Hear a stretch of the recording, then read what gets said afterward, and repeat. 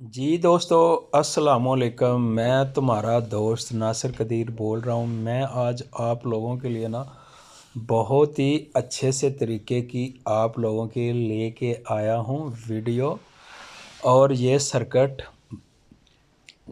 जो आप three phase motor को उल्टा और सीधा चलाने की यानी कि दाएं और बाएं चलाने के लिए मैं लेके आया हूं।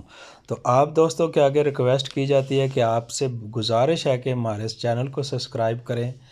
आपके सब्सक्राइब से हमारी हौसला अफजाई होती है और आपकी कमेंट से हमें दाद मिलती है कि आप हमारी वीडियो देखते हैं। तो अगर आप हमारे सब्सक्राइबर बनेंगे तो हम आपके लिए जद्दोजहद करके अच्छे से अच्छी वीडियो लेके आएंगे। अगर आप हमारे सब्सक्राइबर नहीं बनेंगे तो हम आपको कैसे वीडियो बना के दिखाएंगे। तो चलो, बातें लंबी करने से बेहतर है कि मेरी कोशिश है कि वो सारे दोस्त आ जाएं, मेरे चैनल को सब्सक्राइब करें। जो कॉलेजों में स्टूडेंट हैं या किसी दुकानों पे काम सीखते हैं या कोई आम आदमी है जिसको अच्छे तरीके से समझना हो, वो इस बात को समझ सके। अगर उसको अपना भी कोई काम करना पड़े तो वो कर ले। तो दोस्तों, इस सर्किट में जो जो चीज़ें इस्तेमाल हुई हैं मैं वो भी आपको बताऊंगा और बड़ी तफसील से मैं आप लोगों को ये सारा एक्सप्लेन करूंगा, जिससे आपको बड़े अच्छे तरीके से इसकी समझ आ जाएगी। इसमें 5-6 चीज़ें जो इस्तेमाल हुई हैं वो बता देता हूँ। एक तो इसमें मोटर इस्तेमाल हुई है थ्री फेस, उसके बाद उसकी ओवरलोड इस्तेमाल हुई है, 2 मैग्नेट कनेक्टर इस्तेमाल हुए हैं, एक थ्री फेस मेन स्विच इस्तेमाल हुआ है और एक सिंगल फेस मेन स्विच यानी कि सर्किट ब्रेकर इस्तेमाल हुआ है। उसके बाद 3 बटन, एक ऑफ का 2 ऑन के इस्तेमाल हुए हैं और उसके बाद इलेक्ट्रिक केबल इस्तेमाल हुई है। ये इसमें स्पेयर पार्ट था। तो दोस्तों, आपने जब स्पेयर पार्ट लेने जाना तो आपके बात दिमाग में सबसे बात ये पहले होनी चाहिए कि आप कौन सा स्पेयर पार्ट लेना है। स्पेयर पार्ट आपने मोटर की मेन प्लेट देखनी है, वहाँ पे जितने सॉरी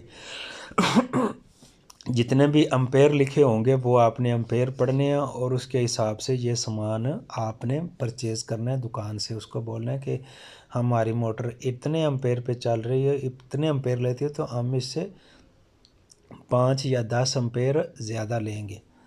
तो अब बातें हैं कि इसमें कौन कैसे हमने चलना है। पहले हम इसको सिंगल फेस का जो सिस्टम है वो क्लियर करेंगे, उसके बाद थ्री फेस का सिस्टम क्लियर करेंगे। तो मैं आपको बड़े शॉर्ट लफ्ज़ों में बताता जाऊंगा कि आपको अच्छे तरीके से समझ आती जाए। ये आपको नज़र आ रहा है 5 तारे हैं। 5 तारों को मैं अच्छे तरीके से आपको बता देता हूँ। A1, L1, L2, L3, NE। L1 का मैंने वन फेस थ्री, क्योंकि ये सर्किट थ्री फेस है, one phase. L2 two phase, L3 three phase. ये थ्री फेस अलग हो गए। उसके बाद आ जाती है N का मतलब होता है न्यूट्रल, जिसमें करंट नहीं होती। और तीसरी तार है E का मतलब होता है ज़मीन के साथ इसको अर्थ करना सर्किट सारे को। तो दोस्तों, आपने क्या करना है, पहले हम सिंगल फेस इसका सर्किट सीधा कर लेते हैं, फिर बाद में थ्री फेस, क्योंकि थ्री फेस जो है वो आसान है और जो सिंगल फेस है वो थोड़ा सा मुश्किल है। सारा सस्पेंस उसमें है। आपने 2 पोल का ब्रेकर लेना है, उसमें एक न्यूट्रल और एक फेस इस्तेमाल करना है। तीनों फेसों में से कोई भी एक फेस आप यूज़ कर सकते हैं और न्यूट्रल वही है जो न्यूट्रल होती है, उसको चूज़ आपने करना है। ब्रेकर के इनपुट पे देनी है और आउटपुट पे निकाल लेनी है। तो अब मैं थोड़ी इस तस्वीरों को जूम करूंगा कि आपको अच्छे तरीके से समझ आ जाए, कि आपको दिखाई दे, कि आप बिना किसी मसले से आप इसको समझ सकें।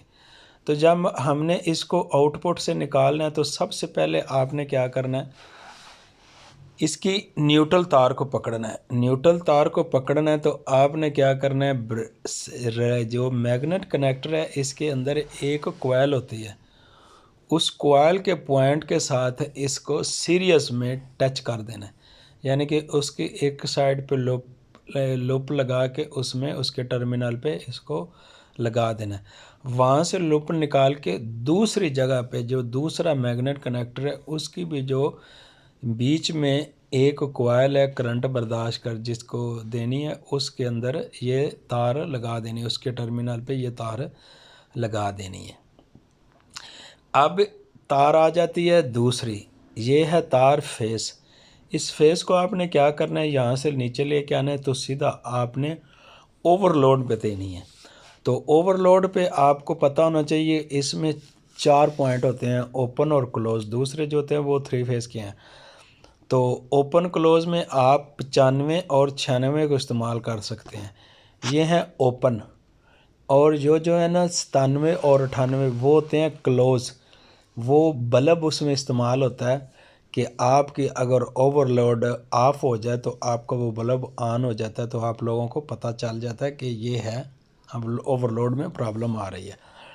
तो आप 95 पे दिया है और 96 से निकाल के सीधा उसने ऑफ़ के बटन में दे दिया। ऑफ़ के बटन से उसने निकाला तो ऑन के बटन में ले गया। ऑन के बटन से फिर उसने निकाला तो निकाल के ले गया ऊपर। तो ऊपर जाके उसने टर्मिनल पे लगा दिया, टर्मिनल 13 पे उसने लगा दिया। टर्मिनल 13 पे जब उसने निकाला तो उसका टर्मिनल 14 ऊपर नीचे की तरफ था, जो वहाँ से उसने सुर्ख रंग की तार निकाली है तो और इधर आके 13 नंबर पे दे दी है। तो जब 13 नंबर पे उसने दी है तो ये इधर आके आपकी तार जो है वो क्लोज हो गई है। तो अब उसने दूसरा क्या किया है,